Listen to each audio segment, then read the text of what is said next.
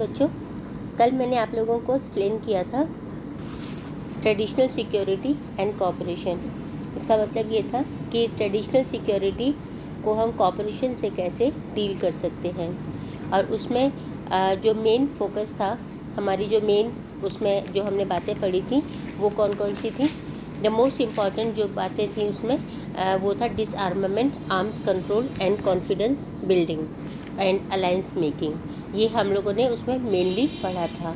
तो इसमें हमने पढ़ा था कि जैसे कि डिसआर्मामेंट में हम अगर अपने वेपन्स को कम बनाते हैं या आर्म्स जो बने हुए हैं अब उनको कंट्रोल करना। इसके अलावा जो है हमने देखा था कि किस तरीके से कॉन्फिडेंस बिल्ड अप किया जा सकता है और इस प्रॉब्लम को सॉल्व किया जा सकता है, माने कॉपरेशन के थ्रू हम जेनोसाइड को या वॉर के थ्रू, जो वॉर के द्वारा जो लोग मारे जाते हैं या लड़ाइयाँ होती हैं उनको हम कंट्रोल कर सकते हैं। और साथ में ये भी पढ़ा था कि वॉर जो है वो एक लास्ट ऑप्शन है, लास्ट ऑल्टरनेट है। तो उससे पहले हर तरीका, हर उपाय अपनाना चाहिए कि वॉर को अवॉइड, इग्नोर किया जा सके। Today we are going to start non traditional notions. Non traditional notions में हम पढ़ने वाले हैं बच्चों कि जिसमें मिलिट्री थ्रेट शामिल नहीं है। जिसमें ट्रेडिशनल में तो मिलिट्री थ्रेट इंक्लूडेड था और वही मेन एस्पेक्ट था उसका, लेकिन नॉन ट्रेडिशनल नोशंस में हम बात करेंगे कि beyond military threats.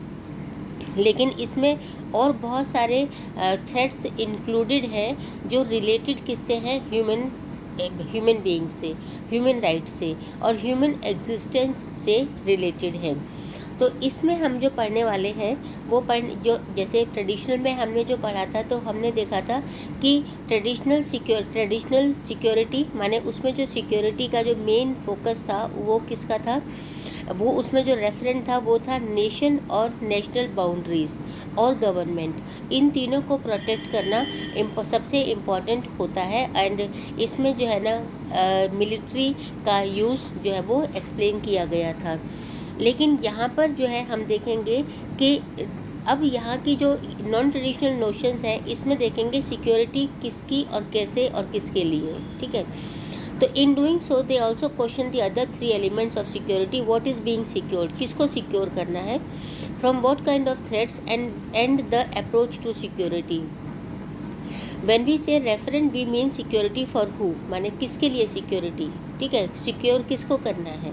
In the traditional security conception referent is the state with its territory and governing institutions. मैंने आपसे बताया कि अगर हम ट्रेडिशनल सिक्योरिटी की बात करते हैं तो ट्रेडिशनल सिक्योरिटी में जो मेन फोकस है वो है किसका, टेरिटरी का, गवर्नमेंट का और कंट्री का, ठीक है।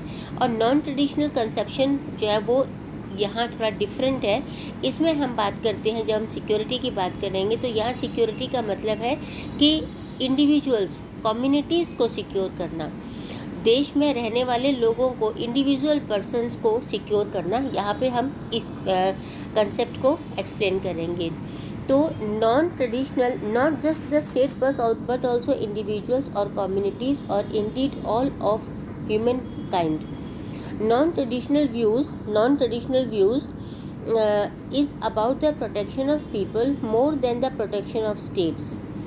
Human security and state security should be and often are the same thing, but secure states do not automatically mean secure people. अगर हम ये कहते हैं कि कोई कंट्री जो है वो सिक्योर है तो इसका मतलब ये ज़रूरी नहीं है कि एवरी टाइम सिक्योर कंट्री में रहने वाले लोग भी सिक्योर हों। Protecting citizens from foreign attack may be a necessary condition for the security of individuals, but it is certainly not a sufficient one.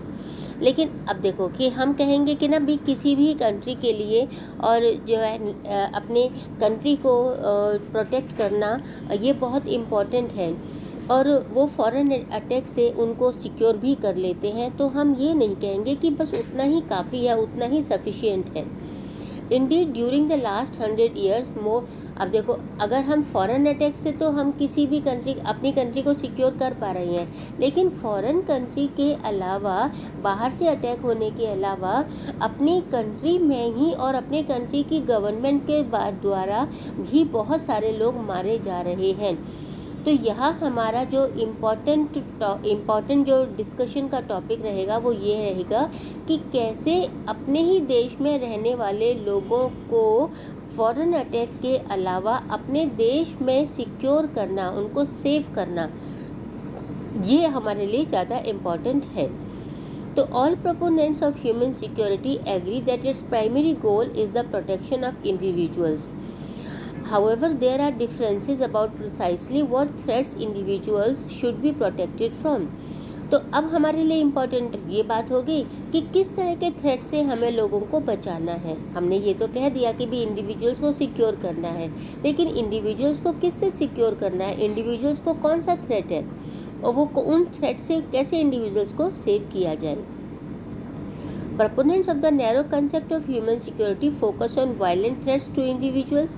As former UN Secretary General Kofi Annan puts it, the protection of communities and individuals from internal violence.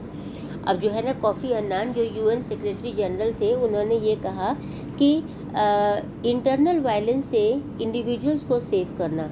तो internal violence का मतलब क्या है कि internal country में internal जो problems हैं उन प्रॉब्लम से लोगों को सेव करना, प्रोटेक्ट करना। जैसे सपोज़ करो कि सेपरेटिस्ट मूवमेंट चल रही है और उस सेपरेटिस्ट मूवमेंट के दौरान कोई वायलेंस होती है या कोई सिविल वॉर के दौरान वायलेंस होती है, तो ऐसी सिचुएशन में लोगों को सिक्योर करना, सेव करना, प्रोटेक्ट करना, ये गवर्नमेंट की रिस्पॉन्सिबिलिटी है।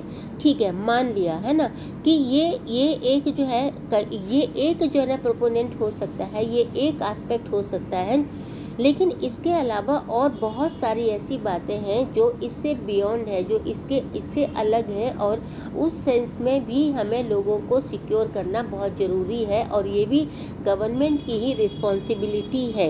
तो वो ब्रॉड कंसेप्ट कौन से हैं? वो ब्रॉड कंसेप्ट हैं जैसे कि बीमारी है, अनएम्प्लॉयमेंट है, हंगर है, डिजीज़ है। तो इन नेचुरल डिज़ास्टर्स हैं। अब सपोज़ करो किसी कंट्री में अर्थक्वेक अगर आ जाता है, तो ऐसी सिचुएशन में वहाँ रहने वाले लोगों को सिक्योर करना ये उस गवर्नमेंट की ही रिस्पॉन्सिबिलिटी होगी। जैसे कि आप आजकल के टाइम में इसको समझना आसान होगा, जैसे कि बीमारी फैली हुई है कोविड-19।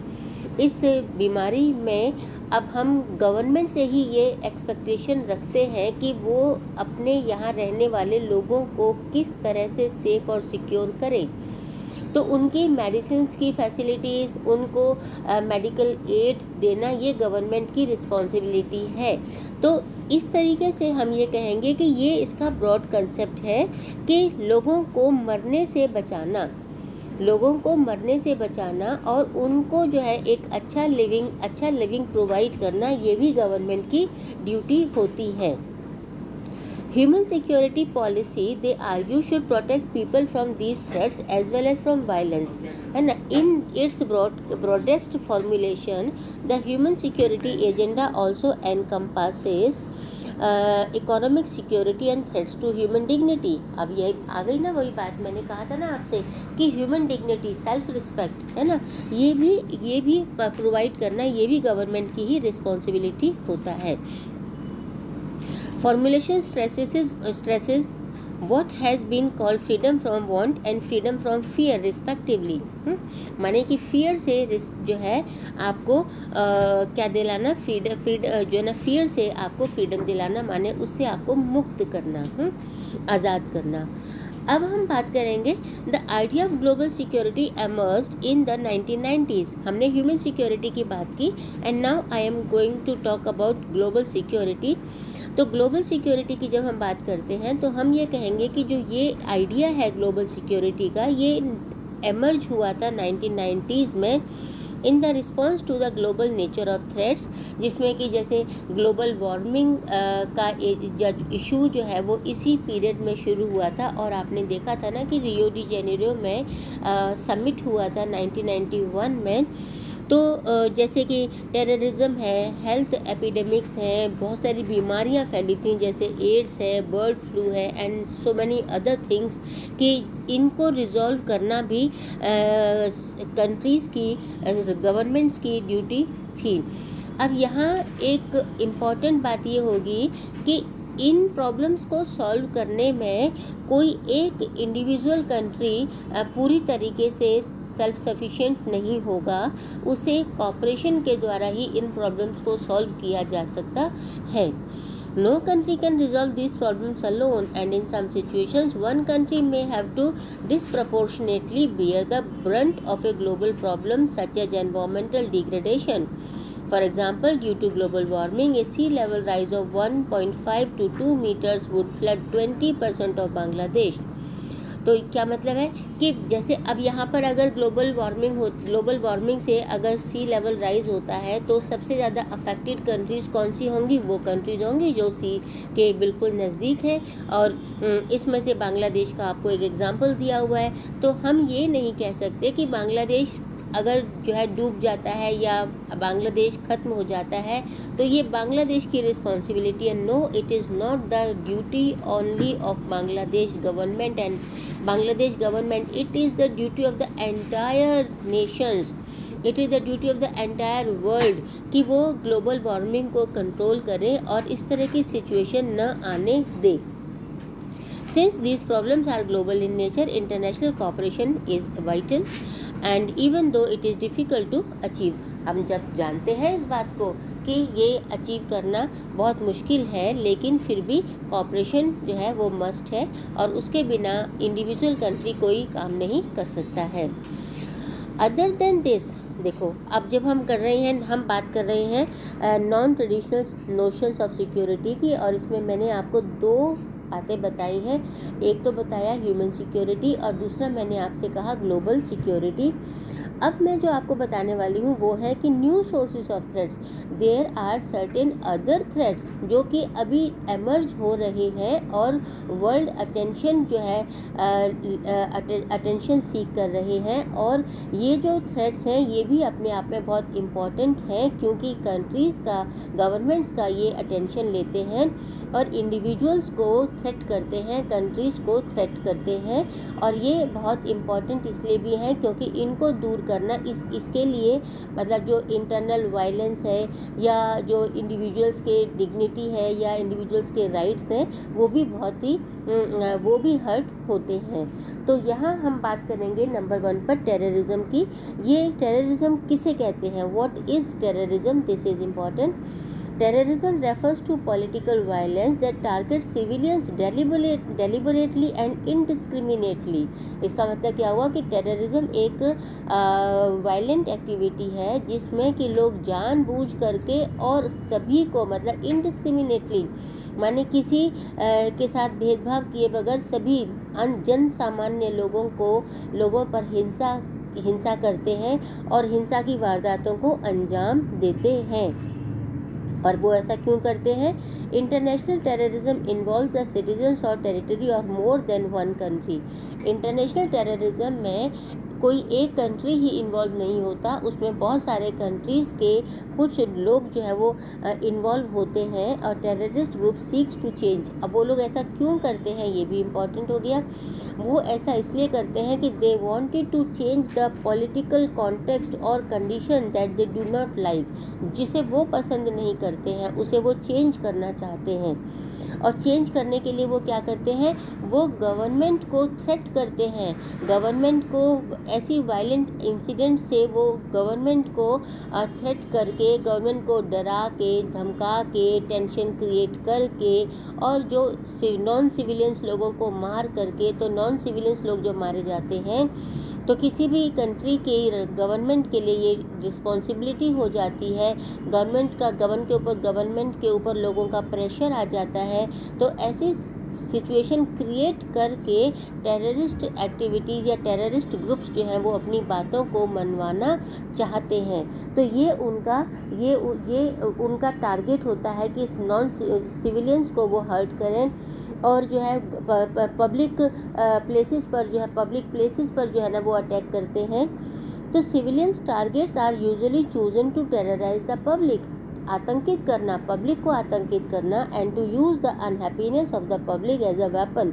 जब जनता नाराज़ होती है तो उसको एक हथियार के रूप में इस्तेमाल करना और सरकार पर प्रेशर बनाने की कोशिश करना। The classic cases of terrorism involve hijacking. अब देखो कि कुछ एग्जांपल्स भी हमारे सामने हैं जो हम लोगों ने यूएस हैगमन वाले चैप्टर में पढ़े थे।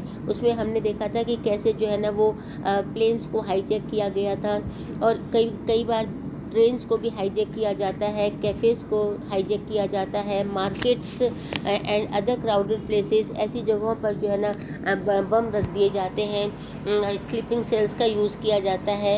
एंड आपने सिंस 11 सितंबर 2001 आपने देखा था कि कैसे वर्ल्ड ट्रेड सेंटर अमेरिका पर अटैक किया गया था और गवर्नमेंट ने किस तरीके से उसका बदला लिया था। तो in the past most of the terror attacks have occurred in the Middle East, Europe, Latin America and South Asia. इन देशों में टेररिस्ट अटैक्स हुए हैं ज़्यादातर।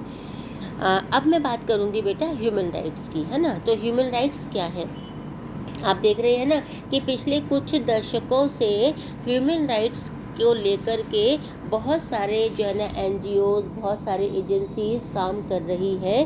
और ह्यूमन राइट्स जो है वो एक बहुत ही जो है इम्पॉर्टेंट टॉपिक बन गया है वर्ल्ड लेवल पर, कि जिसमें जो है ना ह्यूमंस के राइट्स को लेकर के सभी लोग जो है बहुत ज़्यादा अलर्ट हो गए हैं, अटेंटिव हो गए हैं। और जो है ना ह्यूमन बीइंग होना अपने आप में एक गर्व की बात होती है, और उनके राइट्स को रिज़र्व करना ये किसी भी कंट्री की रिस्पॉन्सिबिलिटी हो जाती है। तो यहाँ हम देखेंगे कि human rights have come to be classified into 3 types. तो ह्यूमन राइट्स को हम 3 भागों में बांटते हैं। जैसे हमारे इंडिया में हमने फंडामेंटल राइट्स दिए हुए हैं, तो ये जो फंडामेंटल राइट्स हैं वो भी क्या है, वो भी ह्यूमन राइट्स में ही आते हैं। इनको हम 3 टाइप्स में क्लासीफाई करते हैं। नंबर 1 पर है पॉलिटिकल राइट्स, नंबर 2 पर आता है, अब जिसमें पॉलिटिकल राइट्स में क्या आता है, freedom of speech and assembly, और सेकंड टाइप आता है इकोनॉमिक एंड सोशल राइट्स, और थर्ड टाइप आता है आपका is the rights of colonised people और एथनिक एंड इंडिजिनस माइनॉरिटीज़, माने कि political rights, social and economic rights and the rights of the ethnic और इंडिजिनस माइनॉरिटीज़। जैसे कि जो हमारे यहाँ माइनॉरिटी ग्रुप्स हैं तो उनको भी जो है ना राइट्स दिए जाते हैं, तो उनको भी इक्वलिटी के राइट्स दिए जाते हैं। ये आप लोगों को ध्यान रखना है। While there is broad agreement on this classification, there is no agreement on which set of rights should be considered as universal human rights, nor what the international community should do when rights are being violated. अब देखो कि हम ये तो कह रहे हैं कि ह्यूमन राइट्स है ना, लेकिन ऐसा कहीं पर भी नहीं बताया गया है कि ह्यूमन राइट्स अगर वायलेट होते हैं तो क्या होगा, ठीक है। और ह्यूमन राइट्स जो है ना उनसे यहाँ ये भी नहीं बताया गया है कि जो है ना अगर ह्यूमन राइट्स वायलेट होते हैं तो क्या किया जाएगा, और ये भी नहीं कहा गया है कि कौन से ह्यूमन राइट्स ऐसे हैं जिनको यूनिवर्सली एक्सेप्ट किया जाएगा। Since the 1990s, developments such as Iraq's invasion of Kuwait and the genocide in Rwanda and the Indonesian military's killing of people in East Timor have led to a debate on whether or not the UN should intervene to stop human rights abuses. There are those who argue that UN Charter empowers the international community to take up arms in defense of human rights.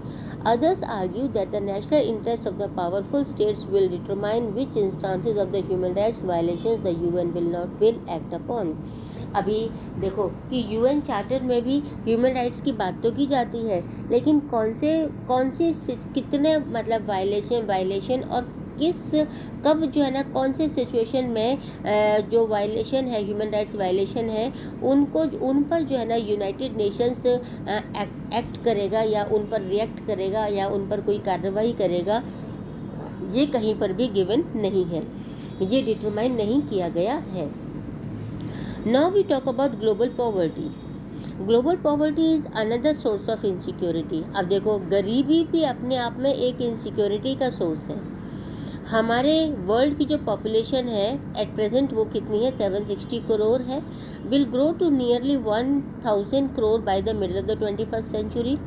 Currently, half the world's population growth occurs in just 6 countries, India, China, Pakistan, Nigeria, Bangladesh and Indonesia. तो ये जो हम कह रहे हैं ना कि 760 करोड़, इस 760 करोड़ का जो पॉपुलेशन है, इसका जो आधा है वो India, China, Pakistan, Nigeria, Bangladesh और इंडोनेशिया कवर करते हैं। इसका मतलब है कि ये हाईली पॉपुलेटेड कंट्रीज़ हैं। Among the world's poorest countries, अब देखो जो पुअरेस्ट कंट्रीज़ हैं उसमें हम बात करते हैं कौन कौन सी पुअरेस्ट कंट्रीज़ हैं।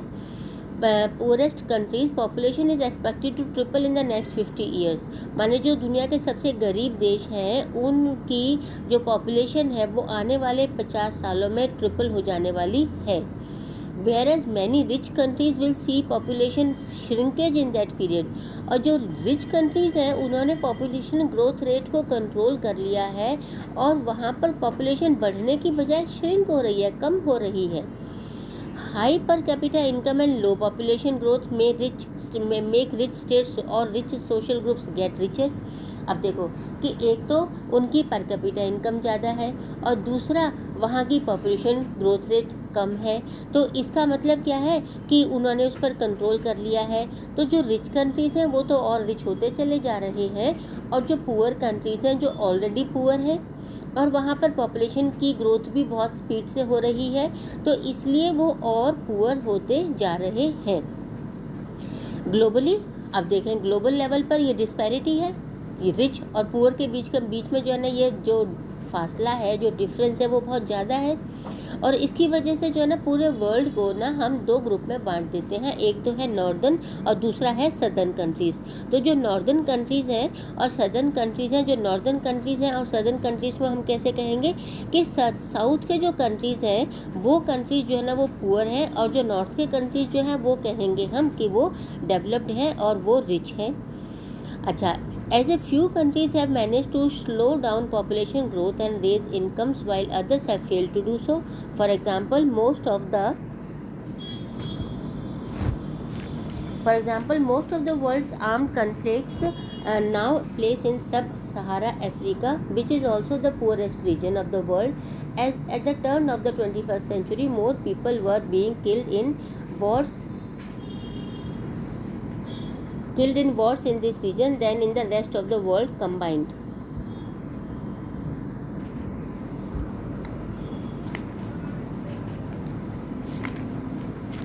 So dear students, आज यहीं तक एक्सप्लेन करूँगी। इसमें जो इस टॉपिक के जो क्वेश्चंस हैं ना पहले वो एक बार देख लो आप, और मैंने आपको परसों जो एक्सप्लेन किया था ना टॉपिक, उससे भी रिलेटेड मैंने क्वेश्चन आपको नहीं दिया था, तो वो क्वेश्चन जो है वो मैं आपको बता देती हूँ कि what are different forms of cooperation recognised in the traditional security. तो इसमें पेज नंबर 105 पर आप शुरू में देखेंगे the most important of these are disarmament, arms control and confidence building. तो इनको जो है ना आपको एक्सप्लेन करना है। और डियर स्टूडेंट्स, ये जो है ना ये वाला टॉपिक या ये वाला जो क्वेश्चन है ना वो आपको NCERT में फर्स्ट क्वेश्चन दिया हुआ है। इस क्वेश्चन में आपको मैचअप करना है, तो वहाँ से भी आप हेल्प ले सकते हैं। और इसमें जो है ना अलग अलग पैराग्राफ दिए हैं, with the help of examples आप इसको जो है ना एक्सप्लेन करेंगे। और इस क्वेश्चन को जो है ना आप एटलीस्ट 3 मार्क्स के अकॉर्डिंग प्रिपेयर करना, ठीक है। इंपॉर्टेंट क्वेश्चन रहेगा, आपको ये पता होना चाहिए कि what is the meaning of डिसआर्मामेंट, what is the meaning of arms control and what is the meaning of confidence building and alliance building। इनका मतलब क्या होता है ये आपको पता होना चाहिए। एंड इसके बाद जो क्वेश्चन है बच्चों वो है, मैंने इसमें आपको लिख भी दिया है, आप इनको जो है ना पॉइंट्स को लेकर के एक्सप्लेन कर सकते हैं। इसके बाद आपको क्वेश्चन दिया है बेटा मैंने, ग्लोबल सिक्योरिटी किसे कहते हैं। तो ग्लोबल सिक्योरिटी का मतलब क्या है। ग्लोबल सिक्योरिटी पेज नंबर 106 पर जहाँ ह्यूमन सिक्योरिटी लिखा हुआ है, इसके जस्ट ऊपर आप देखेंगे non traditional views of security, page number 106 second column में देखेंगे आप, कार्टून के ऊपर वाला पैराग्राफ है उसके ऊपर। Non traditional views of security have been called human security और ग्लोबल सिक्योरिटी, ठीक है। और आप इसमें एग्जांपल्स भी दे सकते हैं, ठीक है। इसके बाद नेक्स्ट क्वेश्चन आता है आपका define human security.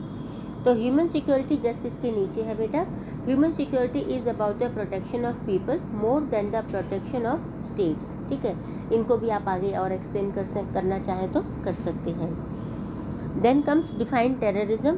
Define terrorism page number 107 पर आप देखेंगे बेटा। 107 पर आप देखते हैं कि terrorism refers to political violence that target civilians deliberately and indiscriminately. International terrorism involves the citizens और territory of more than one country. आप चाहो तो इसमें ये भी लिख सकते हैं कि टेररिस्ट ग्रुप्स जो हैं वो ऐसी एक्टिविटीज़ क्यों करते हैं, तो इसका भी आप आंसर इसमें से निकाल सकते हैं। और इस चाहो तो इसको जो है ना टेररिज्म की डिफ़ाइन लिख करके ऊपर और उसको जो है ना अलग पॉइंट्स बना करके लिख सकते हैं, क्योंकि इससे अगर और क्वेश्चंस भी बनते हैं तो वो आप कर सकते हैं। और फिर अगर ये पूछा जाए कि टेररिस्ट जो है ना किस तरह की एक्टिविटीज़ करते हैं, तो उसमें आप जो है ना नीचे पैराग्राफ में दिया हुआ है the classic cases of terrorism involve, जो जैसे हाईजैकिंग ऑफ प्लेन्स हैं या ट्रेन्स हैं या जो बॉम्ब्स वगैरह यूज़ करते हैं, ठीक है, मार्केट प्लेसेस में सिविलियंस पर, ठीक है, वो आप लिख सकते हैं। Classify human rights page number आप देखेंगे 108 पर। 108 पर आपका है human rights have come to be classified into 3 types. First number पर है political rights that involves freedom of speech and assembly. Second number पर है economic and social rights. And third number पर आता है आपका राइट्स ऑफ कॉलोनाइज्ड पीपल और ethnic और इंडिजिनस माइनॉरिटीज़। ये आपको 3 क्लासिफिकेशन दिए गए हैं। तो ये आज आप इतना ही करें। ये लेसन बहुत ही आसान है और कल मैं इस लेसन को आपको कंप्लीट कर दूंगी और उसके बाद आपको जो है ना इसके क्वेश्चन आंसर्स करने हैं। साथ साथ छोटे छोटे क्वेश्चंस मैं दे रही हूँ, वो आप साथ साथ करते रहें। और अभी आप लोगों का बेटा हिस्ट्री का काम मेरे पास 8-10 बच्चों का ही आया है, बाकी बच्चों का काम नहीं आया है। और पॉलिटिकल साइंस के 6 चैप्टर का काम भी मेरे पास अभी 5 बच्चों का नहीं आया है। बार बार रिमाइंडर डालना पड़ता है, वाई डोंट यू अंडरस्टैंड, कि काम टाइम पर करके भेज दिया करो। ये अब तक भी तुम लोगों को आदत नहीं पड़ी है। पूरा अप्रैल चला गया, पूरा मई चला गया, जून आ गया, आप लोग काम करना सीख ही नहीं रहे हो कि किस तरीके से काम करना है।